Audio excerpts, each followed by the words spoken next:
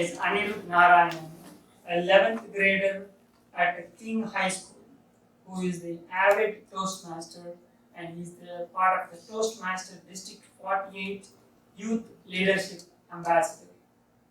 And he has been mentoring at Youth Leadership Program for years now and began participating in NorthSouth Foundation 1 decade ago this year. He is also won first place in the regional public speaking contest numerous times, in addition to being in the top 8 in the state for debate and receiving a bid to the Tournament of Champions in Lincoln Douglas debate and more. Due to his passion for public speaking, he has started a non-profit organization which is called National Student Speakers Association to do more workshops like this and program regarding this subject. And he's here representing this NorthSouth Foundation. Please welcome Anirudh Narayanan. Thank you. How's everyone doing? Is this how you thought your spring break was going to start off? It's okay, you can raise your hand. I don't think this is how my spring break was going to start off. Do you agree? Is this how you thought your spring break was going to start off? That right there is what we're going to talk about today. When you get thrown a question that you're not ready for, when you're put into those situations that you may not have prepared for, the way in which you deal with that is what public speaking is about. It's not always preparing and giving a speech or reading off note cards. It's about the way in which you act, and that's a personality trait, and that's what we're going to be talking about today. We're going to start off with elements of public speaking, then we're going to take a quick break, and then finally we're going to talk more specifically about the NSF public speaking contest and how we can adapt to those to excel. When you start off a speech, what are the first few things that you do? Has everyone in here given a speech of some sort somewhere before? Right. So what do you do? Yes? You use an attention-getting device. Okay, an attention-getting device or a hook. What else? How about when you decide what you want to talk about? Right, there are a lot of topics. Isn't that a little bit difficult? So what is the procedure that you guys use? Yes? Like reading texts or like notes. Okay. So I tell you to prepare a speech. You're going to present it in front of your English class. You can present it on any topic you would like. What topic would you present it on? Yes? Something that you know very well. Something that you know very well. Okay. Let's say I know a lot about calculus. Would I go to a 4th grade English class and teach them everything that I know about that subject? Wouldn't that be kind of misaligned, right? And that's what purpose is about. You should always begin with, what is the purpose behind why you are speaking? The purpose is the reason behind why you're coming up in front of people and saying something. It also tells you what your message is and whether or not you have succeeded in delivering that message to your audience. For example, today's purpose is to do a workshop on public speaking. So when I go home, I know that I have met that purpose or I have not met that purpose based on how well I've communicated those elements of public speaking.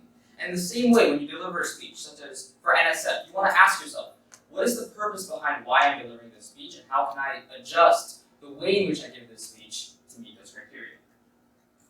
So, is it explanatory? Is it informative? Is it persuasive? Are you just trying to be funny? Is that the message? Are you trying to be inspiring or motivational? All of these tell you what you're going to imply and what you're going to include within your speech. If you want to choose your topic, and this was alluded to, you want to pick a topic that you know, a topic that you love, and most importantly, a topic that your audience cares about. These are the 3 criteria that you must meet in order to give any speech that is memorable for your audience. Because remember, you only have a few seconds to draw your audience in and make sure that they walk out with that message that you want them to. Which means that it is your job, while you are up here, to keep them interested for as long as you can throughout the entire speech. What is a speech? You said all this, but what exactly does it mean to give a speech? Alright, so if no one raises their hand, because I figured this would happen. Generally, you are a volunteer when you volunteer to raise your hand. You will be become a voluntold, I call them, and then you'll be forced to say it. So does anyone want to volunteer for a voluntold? No. All right. The orange shirt, stand up, introduce yourself. Tell us what grade you are in. Tell us what school you go to. And then tell us, what is a speech to you? Well, my name is Shannon, and I go to the university, and I'm in 7th grade. And I think a speech is something that draws other people's attention and has a meaning to it. Okay. Let's say I was to start dancing in front of you all right now. That would certainly draw a lot of attention, right? It may or may not have meaning. It has meaning to me. Does that qualify as a speech? Maybe. Okay. Anyone else? Any other thoughts? Yes. It's something that like includes information, includes something that you know a lot about, and engages your audience. Okay. So you want to engage your audience. All right. Is there anything else that's unique about a speech? Yes. Something that like spreads the message. Spreads a message. What about the manner in which you deliver a speech? Is there something distinct about them? Right, so what I'm trying to hint at here is that a speech is where you have to get up in front of other people and you have to communicate those ideas, right? In an essay, I can write those ideas down and I can send that to you, right? You can open up a book and you can read that. But what's so distinctive and sometimes the most difficult thing about a speech is that you have to get up in front of other people and express them. What makes it even more difficult is that it turns out most of what I'm expressing to you right now is not the sound of my voice. It's interesting. Public speaking is actually not about speaking. Public speaking is about body language. 93% of what is communicated in the way in which you move around, the way in which you present yourself. For example, open palms. At Disney, if you ever go, they never point to anything. They never point. Do you like it when someone points at you? No.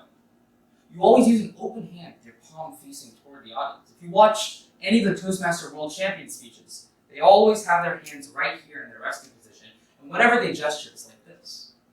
It feels weird up here, but all those small little details, I'm going to be talking about a lot of things like that, make a big difference in how you approach a speech.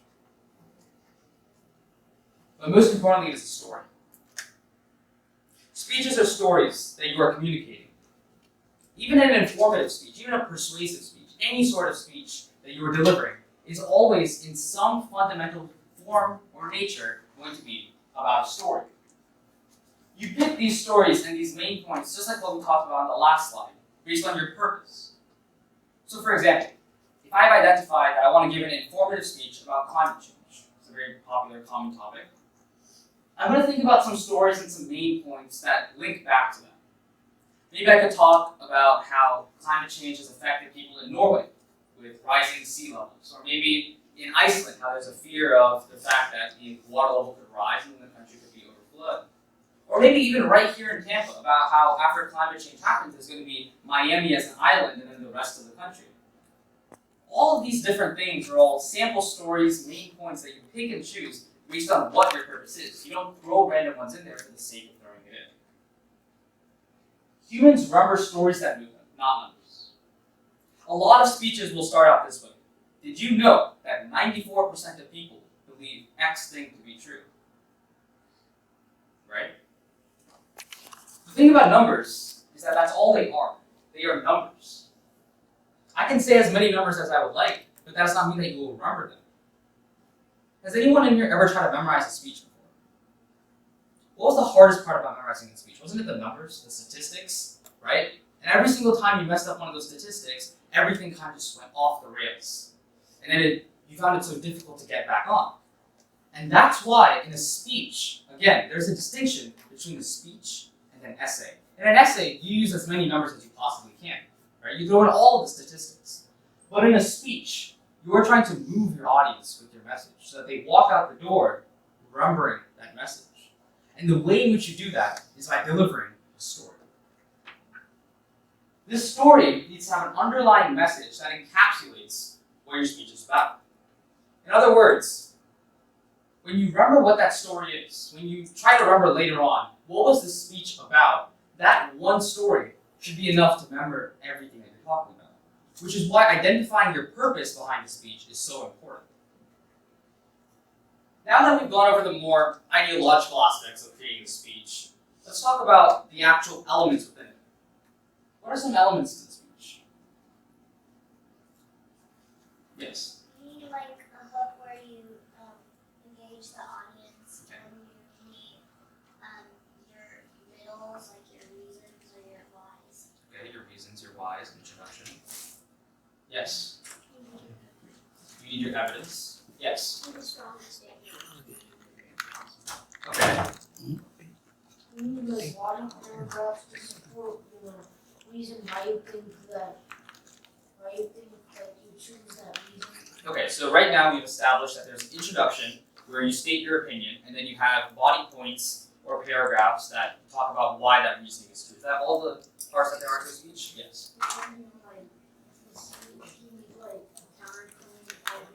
Okay, a counterpoint. What sort of speeches do you need a counterpoint for? A persuasive speech, okay? Yes. Okay. So let's go back to the elements of the speech. What other elements are there? Yes. A conclusion. Yes. Okay, so we basically covered all the elements to writing the content of the speech. We'll go into the delivery of the speech in a little bit, but that generally gets about everything. There's a little thing about the hook mentioned, and the hook is especially important, even more important now, because you only have about 7 to 8 seconds before people lose interest. And the issue is that you don't even realize it sometimes. Just because you are speaking and someone is looking at you does not mean that they're giving you their full, undivided attention, right? I know that I've been in class before, and my eyes kind of just glaze over as the teacher's saying, and soon I kind of forget what they're thinking and what they're saying, and I kind of just daydream, right? And that's what you want to prevent. The way you get around that is short drawing hook. You say a short sentence, or maybe a shorter story, an anecdote of some sort, maybe a joke, to draw your audience in. Again, this does not work for every single speech, right? That's why I started off with the purpose line. The purpose of today's workshop is to be a workshop about public speaking. So this short drawing hook is not really necessary, right? Because I have your attention before I even walk in that door. But if I was to give you a speech at the NorthSouth Foundation Regional Conference, for example, you have an audience, you have judges that are obligated to listen to you, but your goal is not just to get the judges to listen to you, it's to get the audience to listen to you, everyone in that auditorium to listen to you, which is why you have to start off with a short drawing hook. Then you switch over to your body points, and then you conclude with a callback to the initial hook. Does anyone take a guess at what this means? Yes. Like later in the speech, like your conclusion, like reference back to what your hook was, like Yes. connected to everything. Has anyone in here ever watched a comedy show? Of any sort. It can be any sort of comedy show, right? Does anyone know what it's called when they have a joke in one episode or one part of the series, and then later on they reference that again? Yes. Yeah, so what is that called? Other than a callback. There's another name for it. Oh, you all thought this was going to be a public speaking workshop, but great break on you guys. It's actually trivia. Yes. Like inside joke. Okay. It's called a running gag. Right? You'll notice that a lot. A lot of shows have that, and that's exactly what you want to do. That carries a lot of meaning behind it, because when you start off with that short drawing hook, a lot of the times you suddenly switch over into your body points. Right? You start off with a big picture, a big idea, something startling to draw your audience's attention, and then you conclude by going back to that same idea. So then they sit back and they go, okay, I understand how it all connects now. There's a certain level of intrigue and curiosity that you bring about when you start off your speech with some sort of hook like that. It needs to be a trigger for what your speech is saying. Again, it's not just enough to think of a funny line, a funny quote, and then say that in every single speech and hope it blows by. The most important thing that you can do in your speech is to identify what the purpose is, what the topic is, how that purpose influences the way in which you deliver the speech, and then understand how that affects certain stylistic elements like this. Memorization. This is a very, very important thing. A lot of people stress memorization, right? In general, it's better to give a memorized speech than an unmemorized speech. So how do you go about memorizing? Yes. You don't have to memorize like each and every word in sentence, but just memorize like the most important parts of your speech, and then you can kind of like add like the rest. Okay. Yeah. Like if you add like things that happen to you or like things that you will remember, like your experiences. Like stories. Yeah. Okay. Memorize your introduction and like memorize the main ideas of the body paragraphs, and then you can make it up from there. Okay, so we've come to a general consensus that you want to memorize the big points, the bigger ideas behind the speech. The reason why you don't want to type out the speech and then memorize every single word is that if you forget one word, somewhere along that line, you forget one phrase, one sentence, everything just goes blank. You forget what you're talking about, and it becomes visible. That's exactly why you don't memorize your speech. You remember the big body points, the larger ideas behind your speech. So for example, if I was to give a speech about climate change, I would not memorize every single word within that speech. Maybe I would type it out, I would revise it. But what I would do is I would create an outline of what that speech looks like. For example, I'm going to start off with the hook of telling a story about what a world would look like 50 years from now if climate change happened in 2070. Then I'm going to go into my first point, which is why climate change is bad and what it is. Then I'm going to go into my second point about how we can solve climate change, and then I'm going to wrap up with my conclusion about how that dire future is not necessarily inevitable. Right? And that right there, if you work on your impromptu speaking skills, which we'll get to in a little bit, is enough, more than enough, to create a full speech. It was also mentioned to use stories. Stories are especially important because you don't ever have to memorize the story. When you're talking with your friends at lunch, do you ever memorize the stories that you're telling? No, right? You just know them. It's because it's already ingrained in you as a part of your memory. They're not a number or a statistic that you have to go out of your way to memorize. They're something that you already know. Which is why when you use stories more and more often, it becomes much easier to memorize and remember what you're saying. Now we're going to go into the more delivery aspect of public speaking, the thing that separates public speaking from everything else. So who can give me a quick summary of what we have talked about so far? Anyone? Yes. We talked about like the structure, the purpose, and memorization. Okay. Can anyone give me a couple of major ideas that I've talked about, some key points to remember? Yes. Okay, well, I guess I did talk about that, yes. Use stories. Yes. When you memorize a speech, you should always focus on the main point. You like memorize each word. Okay. Yeah, so remembering larger ideas. Anything else that I talked about? Yes. The purpose.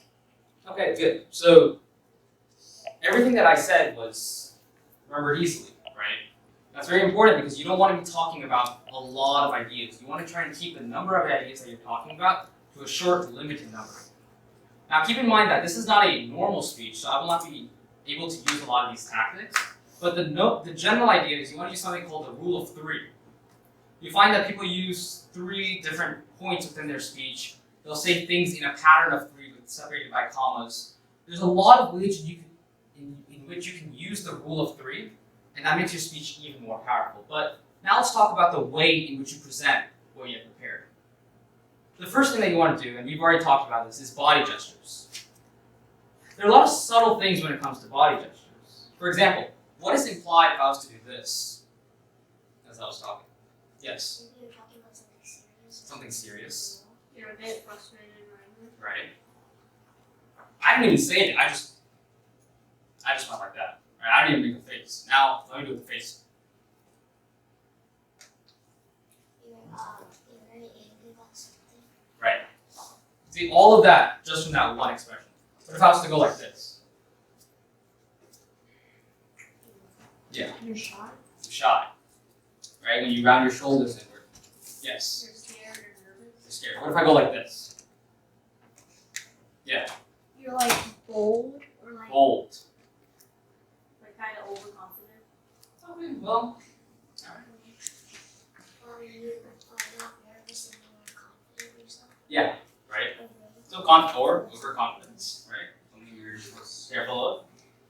Body gestures carry a lot in how you do it. You want to make sure that you're presenting yourself as an open person, right? Not someone that's worried about what you're saying, but someone that's inviting the audience to listen to you. So you want to be open to them, right? You always want to use gestures that are changing to the size of the room. So if you're speaking in a very large auditorium, you want to be doing gestures from the shoulders. If you're speaking in a very small area, for example, if you're speaking with someone just one-on-one, you want to be doing movements from the elbows, and if you're speaking with a room of roughly this size, you want to be doing a mixture of both, depending on the individual lecture. The last thing I want to say about body gestures is that you want to make sure that your body gestures are not scripted. When you're practicing your speech, you should never be practicing your body gestures along with it. Your body gestures should always be changing every single time you deliver the speech based on how you feel about the speech.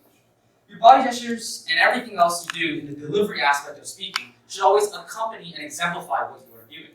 They should always add to what you are saying, but never subtract. So you never want to be performing a distracting hand motion, or you never want to be distracting your audience from whatever you're saying. Right? See, that right there was swaying. A lot of people like to do that. All of these little things, when you think about it, when you realize, oh, I do that, then you become conscious of them, and then they go away. You also want to switch up vocal variety and vocabulary. And we're going to talk about this and how it relates specifically to NSF, because that's something important to know. But in general, you want to use words that have a certain connotative meaning. What does that connotative meaning mean? What does that phrase mean? Yes. It has like a positive like feeling when you say it. Okay. Let's say I say the words mad, and then I say the word frustrated. Are those the same words?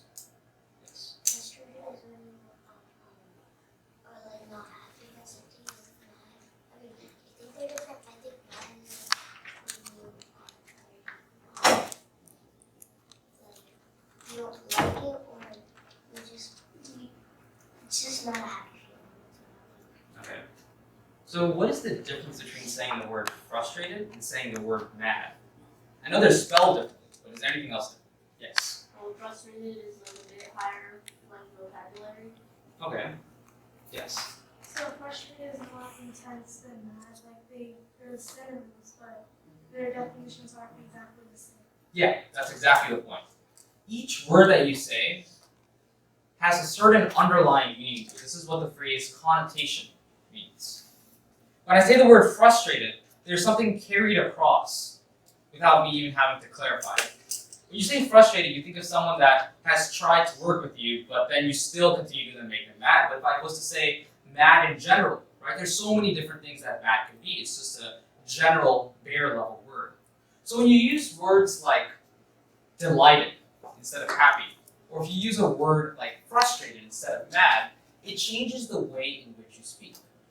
But not every single word that you say should be sounding like it came from a thesaurus.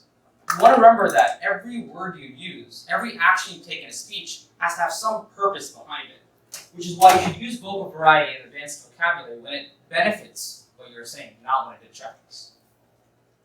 Eye contact. How weird would it be if someone was talking to you, but they didn't look you in the eyes? Right? That would be kind of weird if we were talking and having a conversation. Right? If they were just looking beyond your shoulder somewhere else. If I spent the entire time looking at the board and reading off the board instead of talking to you. Right? Eye contact gets its own separate category from body gestures because it's so important in what we say. When I look you in the eyes, there's a certain connection that is being created between us as I communicate my message to you. When you speak normally, in a small conversation, there's only one or two people, so it's easy to maintain eye contact. But when you're speaking to a larger group of audience, the trick is to start off with someone that you do know. So if my dad's in the audience, I'll start off by looking at him if I'm feeling a little nervous. And then I still feel nervous, so I'll look at someone else. So then I'll look at Rachel, and then I'll look at him, and I'll be like, okay, let's begin the speech. So then I start off by talking to him, and once I start talking, then I start looking around the room. And the beauty of eye contact is that I can be looking at that black chair right there, and both of these people would think that I'm looking at them. You don't actually have to make eye contact. You need to make sure that you're looking at everyone periodically throughout the room, not on one side of the room too much, not on the other, but going around in a natural flow. And if that sounds too advanced, just remember this. You have to be natural in what you're doing. The next thing is open palms, like I talked about before. The reason I put it in twice is because it's a very important thing behind what you are saying. Going like this and going like this may not seem like that much of a difference, but just like how when you have your shoulders back and you invite someone, or when you smile as you speak instead of always constantly frowning, these small, subtle changes make a big difference in how you're perceived by your audience. You want to project confidence above all.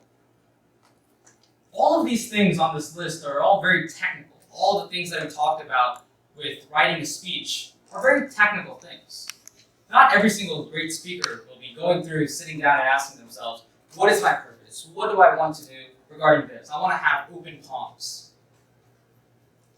Because confidence is the one that makes up for all of these. Confidence is the one thing, the passion behind what you are saying, that conveys that you care about your subject and that your audience should care about what you are saying too. When you have confidence in what you are saying, everything else kind of just goes away. As long as you know I'm not talking to the wall and I'm talking to people. Confidence makes up for everything. There is no real one way to make sure that you have confidence in what you're saying. But there are two main things that you need to remember when it comes to confidence. The first is you want to make sure that your body language is expressing confidence to the best of your ability.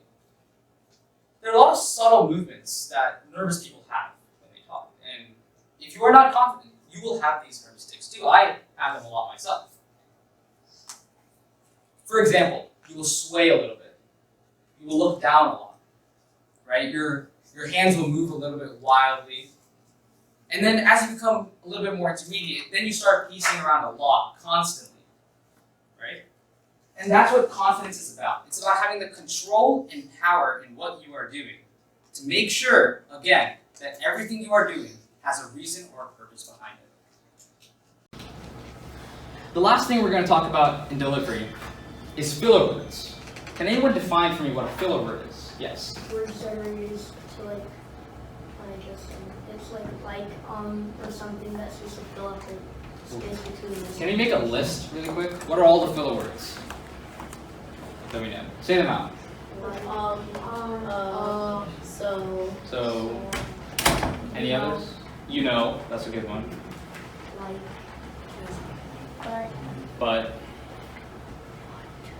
and, right? You'll notice a lot of these clutch words when you're trying to go from point to point, but you're not exactly sure where you're going with that. And that's where the power of the pause comes in. A lot of the times, what you're saying can be conveyed much more effectively when you don't say anything at all. And that's what a pause is about. Instead of saying a filler word, such as ah or you just pause and you go on to your next point. When you begin, of course, what happens is that your mind and your mouth are going at two separate levels. So your mind is thinking, okay, I talked about this point. Now I need to go ahead and talk about this point. But there's a gap between those 2 points and how to transition between the two. But your mouth is still talking. You're still in that talking mode. So that's when you start to say things like and so, and. So forth. Nervousness. Does anyone know what this is? Has anyone ever felt nervousness? Everyone's hand in the room should be up right now, right? What does it feel like to be nervous? Can anyone describe what it feels like to be nervous? Yes? Scared and uncomfortable. Okay. you feel cold. You feel cold, alright. Conscious. You feel conscious about yourself. What happens to your hands? They become sweaty. Right? They become a little bit clammy. What happens to your heart rate? Yes. They can speed up. Speed up.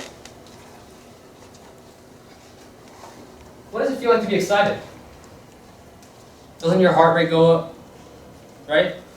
Your hands get a little bit clammy too. You feel a little bit nervous about what's going to happen. The only difference between fear and excitement is the way in which you approach it. You will never lose nervousness when you go into a speech. That's one of the big myths about public speaking. It's this idea that the more you speak, the less nervous you'll become, right? That's not true. I was nervous. I'm nervous right now. But the way in which you deal with the nervousness is you see it as an opportunity. If you see a speech as an opportunity to go out and try something new, to present a new idea to a new audience, or maybe even an old audience, as an opportunity to try and practice speaking and delivering a message yourself, then you don't see it as fear. You see it as excitement.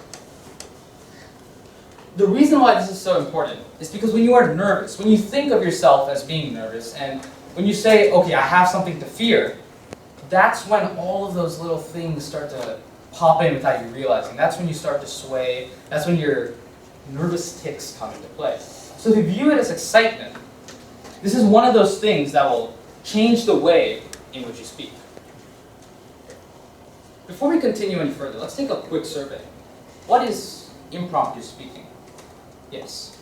Like you have no idea what your topic is and go in a room, the judge is like saying your topic is this and you just speak about it. Yes.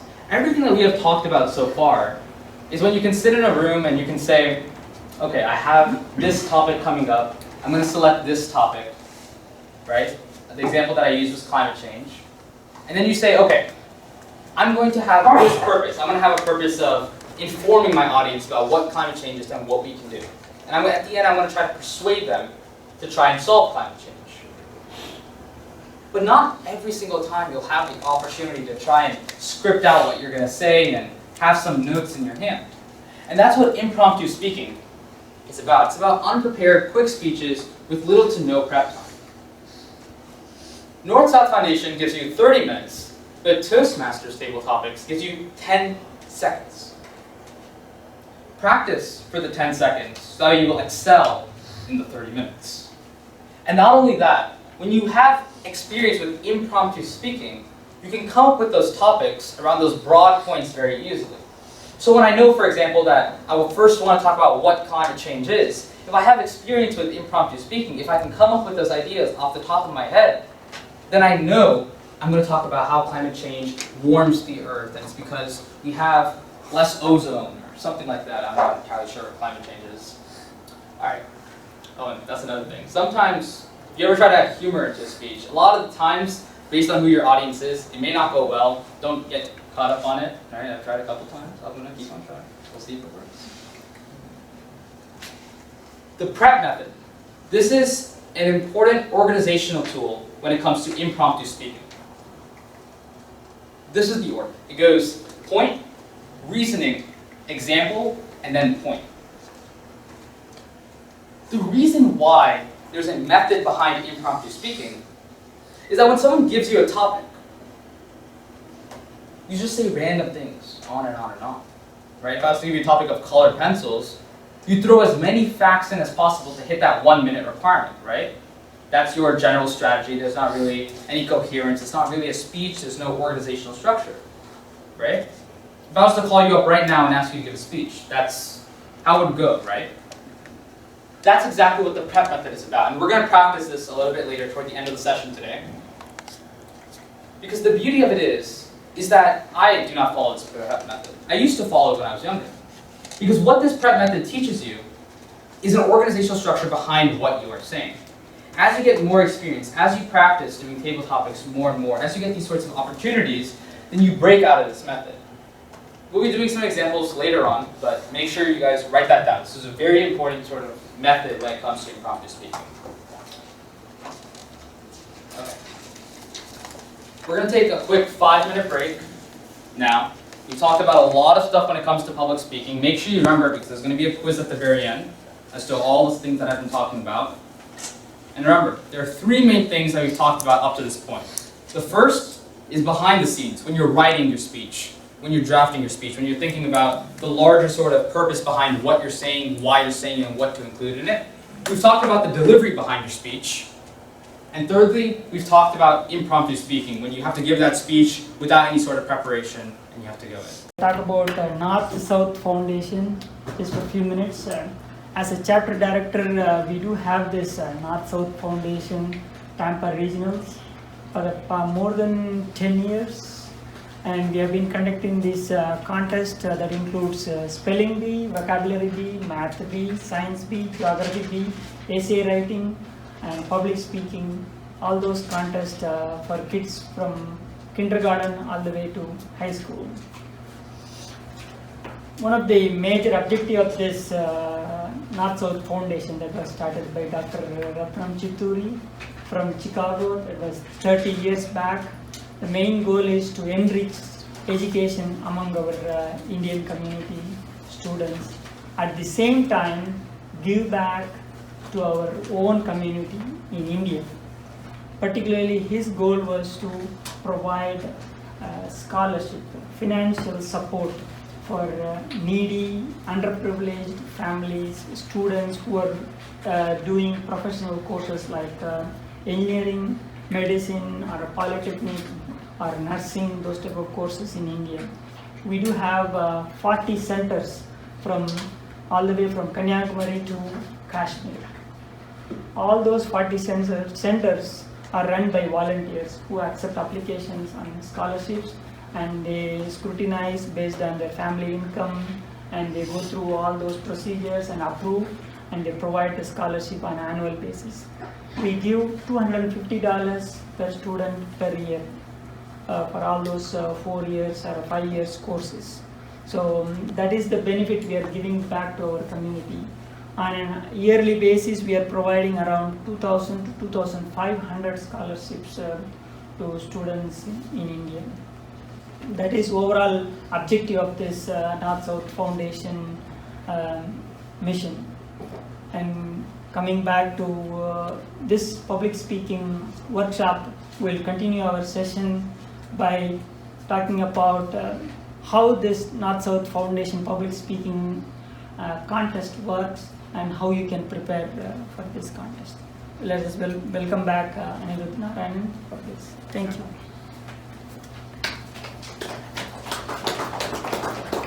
So we've gone over public speaking in general, and as I promised, we will now transition into the more specifics of NorthSouth Foundation.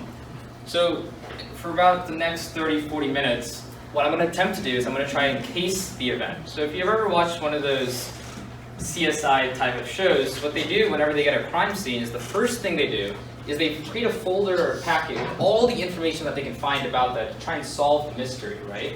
They'll see who was there at that time, they'll look at the place, they'll take pictures, the evidence, to try and understand what's going on. And in the same way, when you're trying to approach an organization, especially contests, you want to try and figure out what they're looking for and how it is that you best can adapt to that. I've been doing this for the past few years, and this is one of the things that I highly credit for the somewhat success that I have gotten. So the first step you want to do is you want to go to the organization's website. So you should always start off with saying, okay, I'm competing in NorthSouth Foundation, let me go to northsouth.org. And you want to do this especially with public speaking, because public speaking is subjective. It varies amongst organizations. Different people have different things that they look for, and they have their own separate ideals of what the best public speaker would look like. So you want to make sure that you understand what it is they're looking for, the same way that if you're trying to prepare for the math bee, you look at the syllabus and see what math concepts they're testing. So the next 4 slides are all going to be screenshots from the NSF website that I picked up. We're going to start off with this one. So if you go under US activities and then you click on public speaking, this is the slide that you get. So it says a lot of things here. Can anyone point out to me some important things that we should be looking at first? Yes? To make public speaking not as a chore or stressful event, but to make it as an enjoyable task. Okay. Anything else? Yes? So better prepare for excelling in public speaking. Okay. So let me ask a couple of questions. First, what is NSF trying to do with this public speaking contest? Yes? Make it enjoyable. Make it enjoyable. Okay. Yes? Give scholarships to people Okay, well, I mean, I guess that is a goal of all of their contests, yes, but specifically about the public speaking contest, yes. To deliver better speeches without becoming nervous. Okay, so nervousness will play a role. Yes. To develop creativity and ingenuity in situations where one needs to deliver speeches at a short notice. What is that called when you deliver a speech at short notice? All right, we're gonna say it on 3. All right. Let's see how this goes. 1, 2, 3. Good.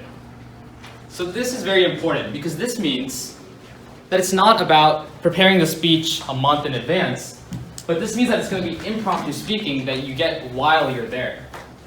They also say that they're looking for excelling in public speaking, not as a chore, stressful task, enthusiasm and a love, but we can't really garner much from that, right? These are all very general terms about public speaking. So the next step is, all right, what other information do they have on their website? This is under the rules section. So back right here, underneath the public speaking contest rules, you find this slide. What's important on this slide? Or first, what does this slide tell you about public speaking? Yes? It tells you what's going to happen in the competition, the procedure, and how you'll be judged and what's going to happen. Okay. What else does it tell you? Yes? You will have 3 minutes to leave a speech, and at 2 minutes the yellow card will be shown, and at 2 minutes 30 red card will be shown. Yes. Right here. Especially important is this last line. Failing to do so will disqualify the contestant. My 7th grade year, or I believe it was my 6th grade year, I delivered a speech that was 3 minutes and 31 seconds. And so that year I was disqualified. Right? Why? Because I did not read this line. All right, this one line from this one portion of a screenshot of a site is part of the reason why I got disqualified that year. Right? So it's very important that you know the rules and the expectations when you walk in. So that means that you have a 3 minutes time limit. Okay. What else is here? There are a couple other important details. Yes. You have 3 minutes and 30 seconds, but it's recommended to do under 3. Outside of time, what are the important details that are on the slide? Yes. The contestant will be shown a green card when 2 minutes on each, a yellow card when 2 minutes 30 seconds, I think. Okay. So outside of time or the timing requirements or the minutes that you're required to give a speech, what other important information is on the slide? It shows you the criteria you're going to be judged on. Where does it say? Okay, well, I mean, there's a link for that. We'll click on that. Yes. Yes. It says that there will be a separate room to prepare. Okay. For 30 minutes. So what NSF does is they give everyone badge numbers, and at the time the contest starts, they send everyone into that one room, and then they make it so that every 6 minutes, I believe is the time, or 5 minutes, the student that's starting off in the order of the badge number will get up, go to a separate room. There they have 30 minutes before that contestant's turn to prepare their speech without any smartphones, without any devices, and then they go from there straight to speaking. And when you stagger it every 5 or 6 minutes, what happens is that all of the students go to that one room, and then they all speak one after the other in an organized fashion. The most important, or at least the other important part of it, was that the contestants will have up to 3 minutes to give a short speech on the given topic. Given topic, right? If I was to give you a topic, then you are not freely choosing your own. The reason why this is important is this means that now you are creating a speech where you get the topic while you're in that room, right? So how does this affect the way in which you prepare? Does it affect the way in which you prepare? Well, because you should be practicing on different topics. Okay. You don't have any background knowledge about the topic, so you Yes. won't be able to pull out evidence.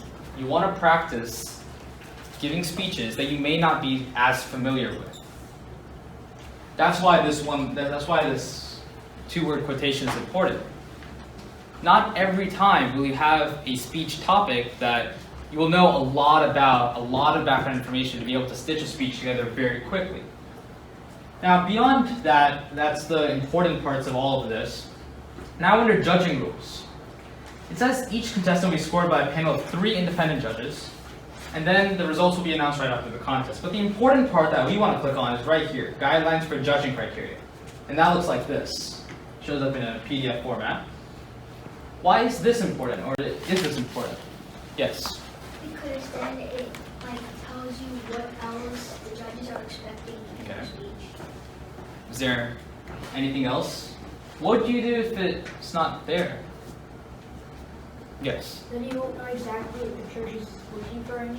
Yes, and that's when, remember on the first slide when we were looking for what are NSF's goals with public speaking and those sorts of statements, then you have to try and figure out and do your best guesses as to what exactly they're looking for. So right here we have the rubric for what they're looking for. So you see there's about 60 points going towards speech presentation, then you have 30 points on organization, 20 points on subject matter, and 30 points on language. So I'm looking here and I see that subject matter is 20 points, and up here speech presentation is 60 points. What difference does that make in the way in which I speak? Yes. Like, even if you don't know too much about the topic, if you just like say what you know very well, you can still do good. Right. So the reason why that's important is if you only have 30 minutes to prepare the speech, you don't want to be spending those 30 minutes trying to come up with the best written essay as you possibly can. You want to spend that time thinking about the gestures or thinking about the stylistic elements, right? The hook, what sort of body points you want to use, how you're going to keep your audience interested in those 30 minutes. Let's talk more specifically about some of these individual points. Which of these stand out? Which of these seem different than what a regular rubric would have? So think of this like if you had in your English class to give a speech, what that rubric would generally look like. How is this different from that? The general conception of what a speech is. Yes? Language? Language. Right here, language. What's different about this? Can everyone see this, or is this a little too small? It's a little bit small? Alright.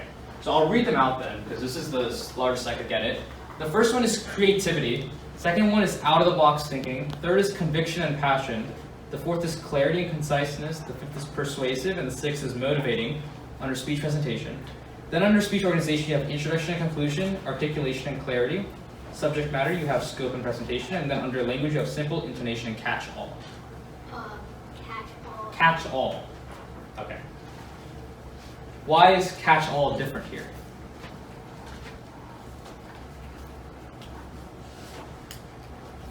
Yes.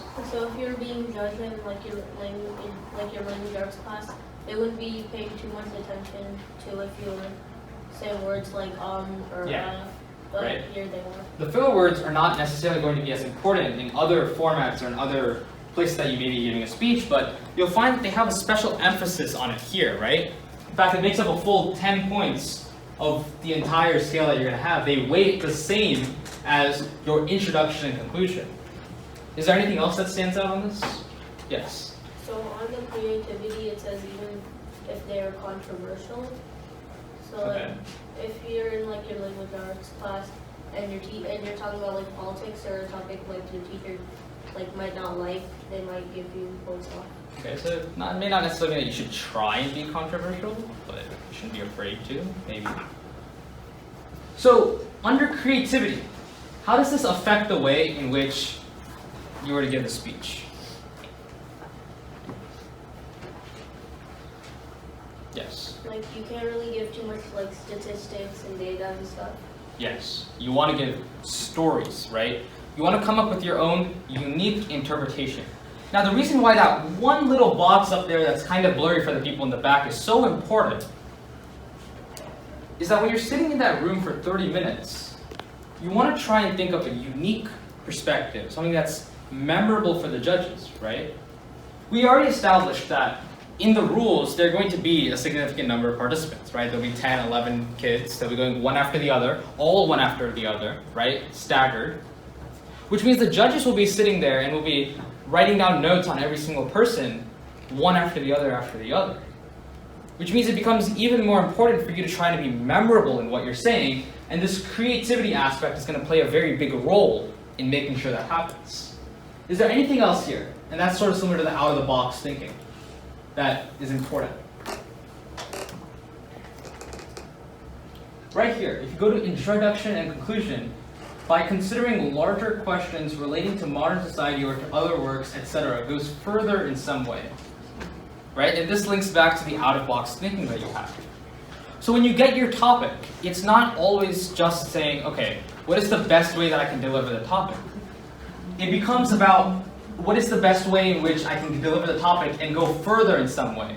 How can I summarize the argument, but then link it to something greater, right?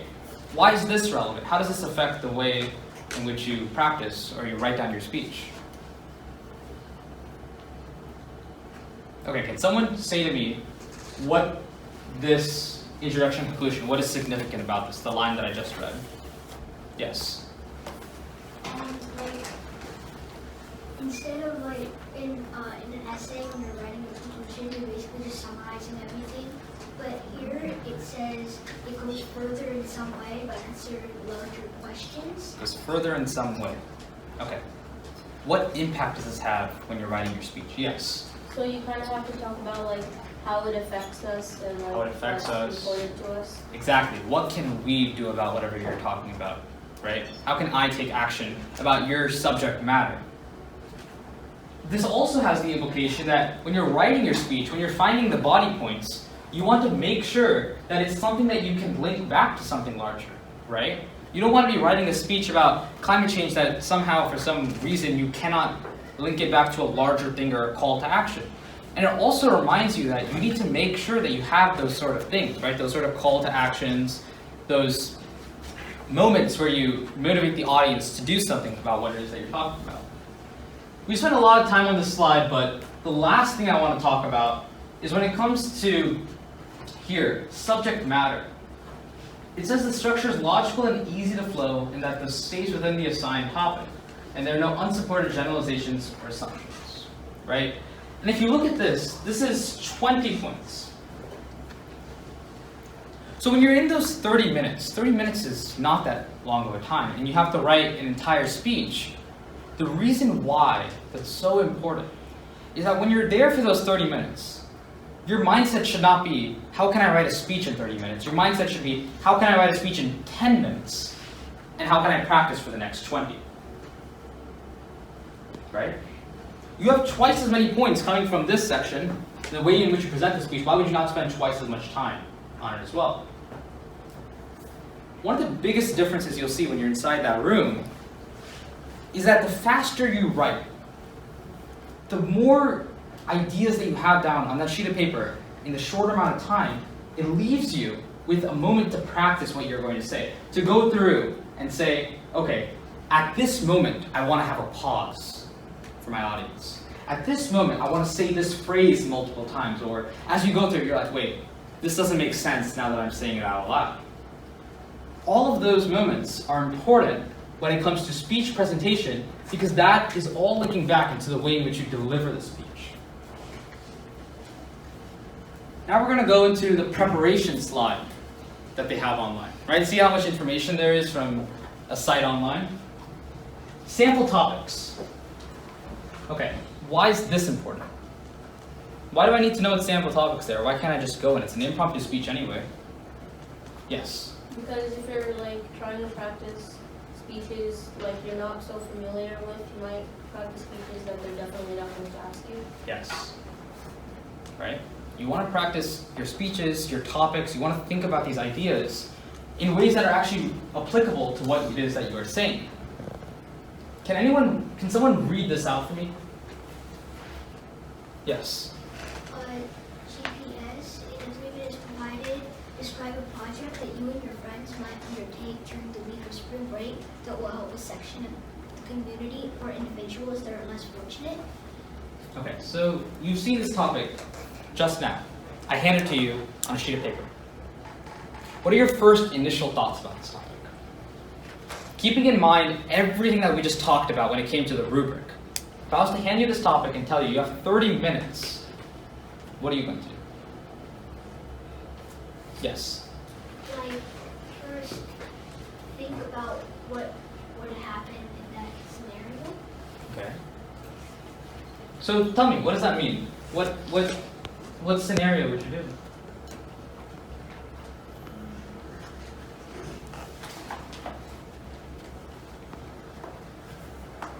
Has anyone ever been on spring break before? The answer is yes, we're on spring break right now, right? Okay. What project would you undertake with your friends if I told you had to do one for a grade? Everyone in here cares about their grades, right? You do some sort of project. Right, what project would you do? Yes. Community service. Community service. What community service event would you do? I would like go to, I forgot what it's called, like that Feeding America. I think. Feeding America, okay. Can you tell me what Feeding America is, just in case anyone doesn't know what it is? Feeding America is like a food bank where they like give food, where it's like a big place of food and then they like donate it to the homeless or Okay. people. So Feeding America, it's a food bank, you go there, you volunteer your time as a community service project. Everyone remembers what I just said about all those things on the rubric, right? What they're looking for, having a conclusion that links to a larger topic. Is all of that possible with this topic? Yes, no, what are your thoughts? How would you make it work?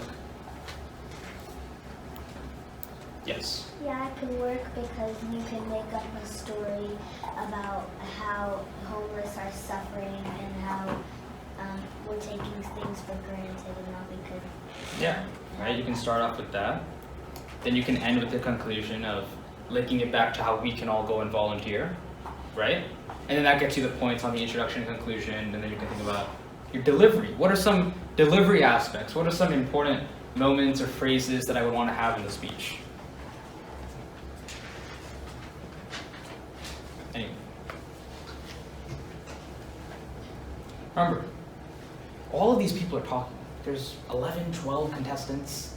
You have 3 judges. It's towards the end of the Saturday. Everyone's just looking to go home. And you're giving a speech about 3 minutes, right? On a topic that you didn't get to choose. How are you going to make it interesting for them? How are you going to draw them in and make your speech memorable like no one else's? Yes? Adding an engaging hook or Okay. Hooks. Let's brainstorm some hooks. Let's say I decided to talk about Feeding America. What are some possible hooks that I could use? Yes. You can kind of make like an anecdote about like how someone started or how they have to like eat out of Friday. So similar to the story. Anything else? Yes. you could tell them to imagine what it feels like if you only had one meal a day or you didn't have enough to eat. That's something very important. I'm very glad you said that. How many of you have heard a speech that starts off with imagine, and then it describes some bleak reality, and then it goes into here's the problem, here's what it is, and then it goes into here's how we can solve that problem, and then it ends with let's all solve that problem, right? That's not very familiar. That's the issue, right? And that's not a bad speech. I am not saying it's a bad speech. Do not get me wrong.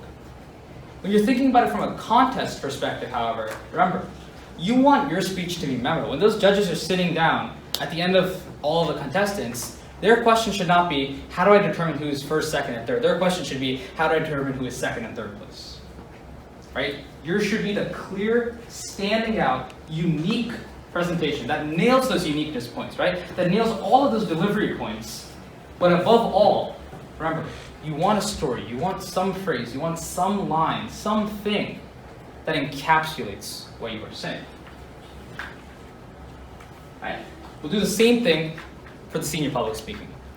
Senior public speaking. Anyone want to read this out loud? Yes. SPS, suppose you are the speech writer for your favorite candidate for the presidential election in 2008. What would be your speech to convince voters on why they should vote for you? Do we have any senior public speaking bee contestants in here? Any high schoolers? Okay, well, I'll go through it anyway. So we have a speechwriter, right? So this is different from this one, right? A project you and your friends might undertake. How are they different? What are some things to consider? Yes. That the senior public speaking was about like something that's already happened and it's like Okay. politics, and junior public speaking is something that like at this time hadn't happened yet, but you're gonna do it. Yeah. So a lot of people won't really know about like who was voting for the presidential elections. Right. This is very important. If some of the judges are kind of like biased towards some of the candidates, they're gonna like dislike you. Okay. Yes. in the senior public speaking, you're like more having the audience picture the person who's speaking as a speechwriter, but then in the junior public speaking, it's more about you're describing a project that's Yeah. You'll find that we have 8th graders here, right? So this is very relevant for you guys next year. When you have the junior public speaking bee prompts, they're more of these sort of prompts that are like, describe a project you and your friends might undertake, tell us about an experience you have had regarding this, right? They're the more public speaking prompts that you expect. The senior public speaking bee is a little bit different. They all normally have this you in it, right? They want to know what you would do. For example, one year was about what would you say to get elected as president of the United States if you were running and you have to give a campaign speech, right? So what are some considerations about that, keeping in mind the rubric that we went over, all those things that the judges are looking for? How do we approach that topic? Yes? Your introduction can be like the fact that you're giving a speech. Both their body paragraphs can be like why you should be voted. Your conclusion like wraps everything up in like absolute sense. How do we make it unique? That should be your driving question. Yes? you can start with like everybody looking at you and like waiting to hear what you're going to say. Start off with a pause. Yeah. Like talk about issues that like modern candidates don't really talk about that much. So talk about something different. All right. Stylistically, though, beyond the content of what I'm saying, what is a phrase that I could say? What is an action I could take that would make me very memorable in what I'm saying? Right? It's a little bit more difficult with this topic than it is with the junior public speaking. The reason why, again, you want to have these unique sort of things is that if you're not memorizing your speech, then you're not writing out your speech, right? On a note card, in those first 10 minutes, keeping in mind the fact that we have already established most everything needs to be a presentation, you spend the first couple minutes brainstorming some ideas, then all you have to do is just write down some bullet points, right? Write down some broad bullet points. So for example, for the junior public speaking, can we get a different topic, a different project that you and your friends would undertake in spring break? Yes? Maybe like donating clothes or shoes. Okay. Like How would going that, around your community, going door to door. going around your community, right? What I was about to say was that if you were to just donate clothes and shoes, you have to ask yourself, is that necessarily a project, right? But now going around and asking people, okay, that becomes a project. What would you do to make that unique? Yes. Well, like if it's St. Patrick's Day, then you like put everything in like one of those pots and like donate it to like. Okay, I mean, if you were doing the project, yes, but when you're doing the speech describing the project, how would you make it unique?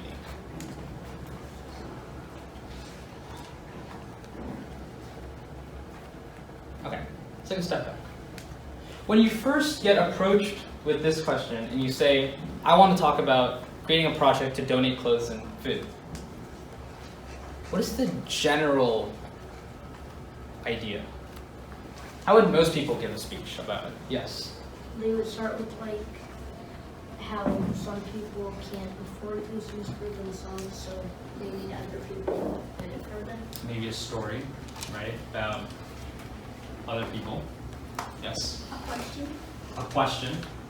Question. What sort of questions would they ask? like, have you ever wondered how to get in this situation? Yes. Right, all of those sorts of questions. So this is how a normal speech would start off, right?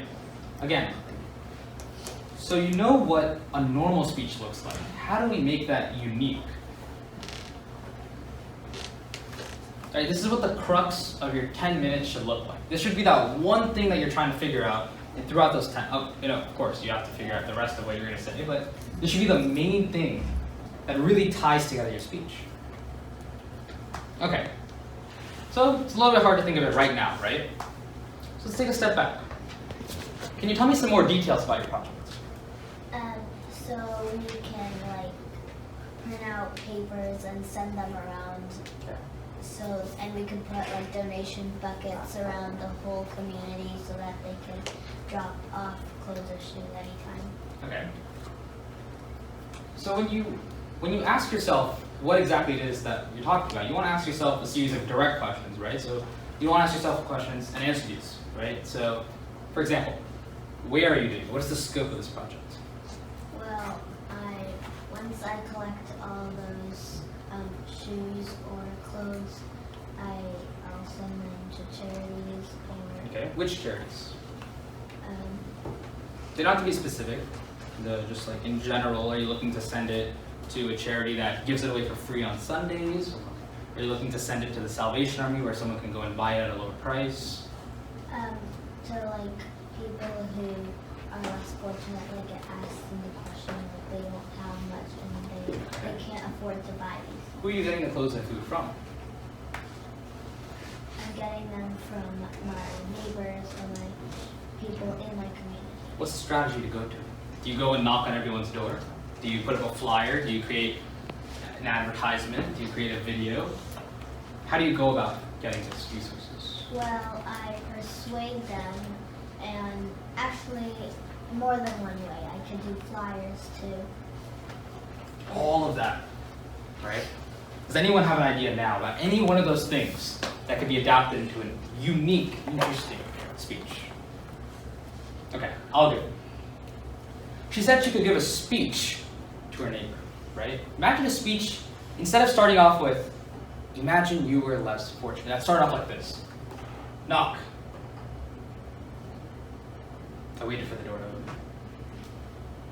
Knock, knock. Door still didn't open. Just as I was getting ready to kick down that door, the door finally opens. Someone comes up to the door and they ask, "Why are you interrupting my day?" And I told them, "I just need your help." And they looked at me and they said, "Why should I help?" Right? See the difference that has compared to starting off with, imagine you were less fortunate, right? And then from there, you could talk about how you were trying to convince them to help you out with your project. Then you transition to, here's what the project is about, this is what we're trying to do.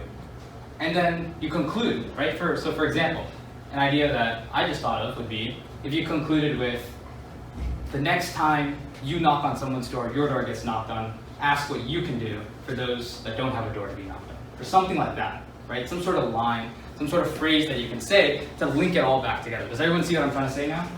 Okay, there were a lot of things she said. Any others that you could think about like that?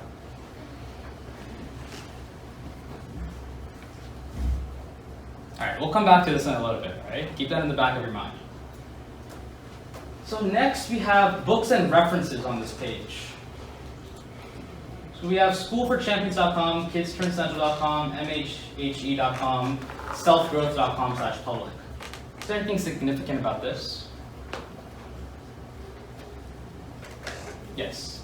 The NSSA judges will probably pick topics from these books. Maybe, yes. The correct answer is no, these are not relevant, right? All of these are just books and references, and if you click on any one of these websites, they talk about the more general aspect. Just like that first page said, our goals of public speaking are to do it with less nervousness, right? You don't want to try and find those large generalities of what public speaking are. You know those generalities. What you want to do is try and find the specifics of what they're looking for. All right, here, 10 tips for successful public speaking from Toastmasters. Is this relevant? Why is this relevant? Yes. Because you are giving a speech and that's ways to handle our nervousness so you don't really mess up between the speech. Okay, right here. You're going to be a voluntold for today. Stand up, introduce your name, or introduce yourself and say your name. What school, what grade, and then tell us why do you think this is important, and if not, why is it not important? I'm Dia, and I go to TCMS. And yeah, and this is relevant because like you could use these tips in your benefit to make your presentation or speech better. And yeah. Okay. So you can use those tips. Okay? But you can do those same things with here. Right? You already know, you can sit down with it, you don't have to stand up the rest of the time. You already know the tips for public speaking. That was what the first part of this workshop was all about. What specifically do you need to change? Or is there something you don't need to change? Or you need to put an emphasis on? Right. So, Toastmasters. If an organization puts up, here's what Toastmasters says, and puts up those 10 different things, you can be pretty certain that they're trying to emulate those same sort of things, right? So then the next process you go to is you go to Toastmasters.org, right? You look up Toastmasters. What is Toastmasters? And then on the Toastmasters.org website, there you can see all of the past world champions of speaking, right? And that's where you see, okay, this is what they're looking at when they created that rubric, right? This is what they envision when everything on that rubric's been followed out. That's why this is important, right? So now you know there's another resource beyond just what the website has. And I didn't put in all of those screenshots in Toastmasters.org, but that shows you what they're looking for, right? The model of the ideal public speaker that they have. So we've gone over everything from the website, but now some overall general things to consider. I've kind of alluded to this, but if you were a judge, and your primary thing is you want to go home, how would you decide who won? You have the rubric, you're giving some marks, what would you do? Yes? Whoever was quick, efficient, got to the point, and But there's so many speeches. You barely even remember them. Yes? the one that actually brought your attention the most, Okay. and So the one that hooked you on from the very beginning. Yes? the one that moved the audience. The one that moved the audience. The one that stands out and they actually remember. Stands out. In an ideal world, right, every speech would be memorable. We'd remember the exact phrases that were being said. But in reality, right, it's a very rare and high standard, a very high threshold to hold anyone to. So they look for their expectations to be met. And how do we know what their expectations are? There are two main ways. There are two correct answers that I'm looking for. Yes? The judging rubric. Judging rubric is one of them. What's the other one?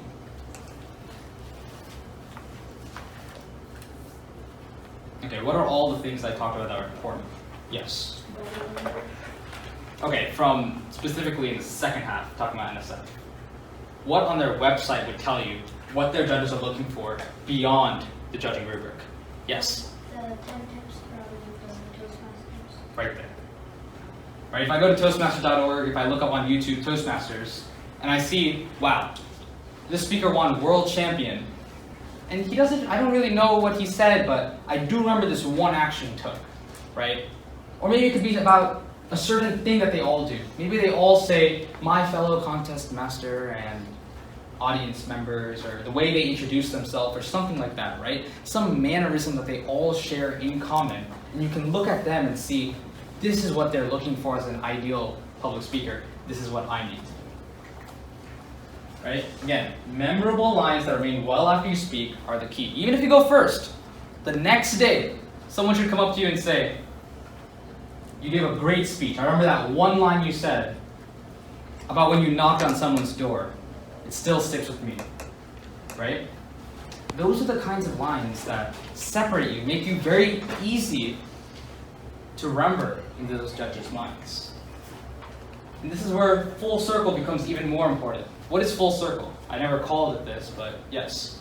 It's when you showed us that Venn diagram where it had purpose and So this is not necessarily an actual circle, it's more of a conceptual idea? Yes. So you begin with your introduction by introducing your point, and you end with that same idea, so it's basically coming back to the Right. circle. You start off with that hook, and then you conclude with that same hook as you expand it beyond to whatever you need to, right? And that's why full circle is so important. If I start off with that memorable line, and then I end with that memorable line, right? when I walk away from that stage, that memorable line is what you're going to remember. And as long as that memorable line sticks back with whatever the content of your speech was, your speech will be one that is truly memorable. Now for some final things about preparing and delivering. You have 30 minutes to prepare a 2 to 3 30-minute speech. How long do you speak? And I've already talked a little bit about preparing, but are there any other things that we want to be thinking about? So let's start with the first question. You have a range from 2 minutes to 3 minutes and 30 seconds. What are you aiming for? Yes. You're aiming for 3 minutes, okay. Is anyone aiming for anything else? What are you aiming for? 2 minutes and 30 seconds. 2 minutes and 30 seconds? Enough time that I explain everything, but I'm still on time. So quantify for that for me. When you're writing, what is your goal in mind? Like 30 minutes. 3 minutes. Okay. Anything that's not 2 minutes and 30 seconds or 3 minutes. Okay? Yeah. 3 minutes and 15 seconds. 3 minutes and 15 seconds. Why is no one saying 2 minutes? Yes. If you rush through your speech, you might, I think 2 minutes is not enough to engage your audience and strongly state your opinion Okay. and everything that you know. Yes. It's not sufficient time for you to fully explain your speech. Yes, right? It's too short. Now, why is no one saying 3 minutes and 30 seconds, right? That's the maximum amount of time. Oh, this one's a good one. Yes. Because you don't want to accidentally exceed and slow down. Right. You don't want to go over that time limit, right? You don't just want to make it just barely in that time limit, but you also don't want to go over it. Yes. Oh, if you saying a speech and then you suddenly slip a word and then you're 1 second not thinking, so Right. then it will become 3 minutes and 31 seconds. So. You want to aim for those 3 minutes, right? In general, as long as everything you're saying has a purpose behind it, as long as you're not just going up there and trying to fill up time the best you can, the longer you speak, the better. As long as, again, they all have some sort of purpose and they all link back to that central message, right? Everything that you do should never detract away from what you're saying. So now I'm aiming for a 3-minute speech. Let's say I have 20 minutes to prepare. How many times can I run through that speech? Yes. About 6 times. About 6 times, okay. Now what happens if I say it one time and then I want to change some things? Doesn't that take away a little bit more time? Right. So you roughly have 10 minutes to prepare, come up with those unique ideas, write down everything you can think of that would be different about this project or topic, and then you have 20 minutes to say the speech around 5 times, go through it mentally, make any sort of changes that you want, right? Now, why is that different from walking in, taking out a sheet of paper, and writing the speech as quickly as you can for 3 minutes in 30 minutes? That's very plausible, right? Why can't you do that? Maybe you make careless mistakes. Okay, let's say I'm a perfect writer, right? No spelling errors, no grammatical errors. Why is that not optimal? Yes. Because you're gonna read off of it and it will not be as pleasant. Let's say I wrote it down and I memorized it. Just like that. Every word that I write down, I memorize. Don't ask me how, I just do it. It's still not optimal. Why? Yes. Because you still have to use hand gestures and Yes. You want to go through your speech, right? Remember, 60 points on that rubric come from the way in which you present, and only 20 points come from the content. You don't want to be writing out your speech, every single word, crossing out words, putting in synonyms, doing all that, and then not prepare your delivery, right? The delivery is the most important thing according to that rubric, according to what the judges are looking for, which means that's where you want to be spending your time on. Now, for some final thoughts, I know I've said a lot of things throughout this. I know I put up a lot of screenshots, maybe one too many, but you want to be doing your best, right? Go in there, try your best. Remember that this is nothing to be stressful about, and they give you the topic there, so you don't have to do any pre-preparation beyond practicing on your own. Above all, keep in mind that this is a learning opportunity, right? So for other things, for other events, other competitions, this is where you can go out and try those new ideas. If you have never tried pausing instead of filler words, this is a great time and opportunity and a place to do that. And lastly, there is a subjective element to speaking, and the reason why I bring this up is because you can't win every single competition that you go to, right? There have been many years where I have lost in a lot of different events that are related to speaking where I think I should not have. But I recognize, right, that at the end of the day, there is still something that cannot always be accounted for, right? All of that casework, all of that, I can attempt to do it the best I can, right? And it is good to do that. But you always want to remember that this is a learning opportunity to try out new things. Before we go into the impromptu speaking section, so after this, we're all going to be speaking about certain topics. So we'll be doing that prep method and giving that a shot. If you're looking for more resources, this is in blue, but it says www.nationalstudentspeakers.org.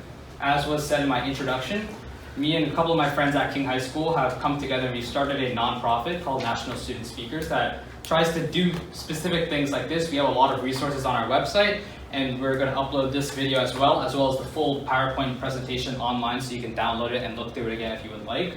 We're also planning to do some more events that we're putting up. We have a blog page where we put up all of those events as well. My email is Anirudh, my first name, at nationalstudentspeakers.org. I know it's in blue, so I'll write it on the board before you leave. If anyone wants to take a picture, let me turn off the lights. That should make it a little better. So if anyone wants to take a picture, that would be the time.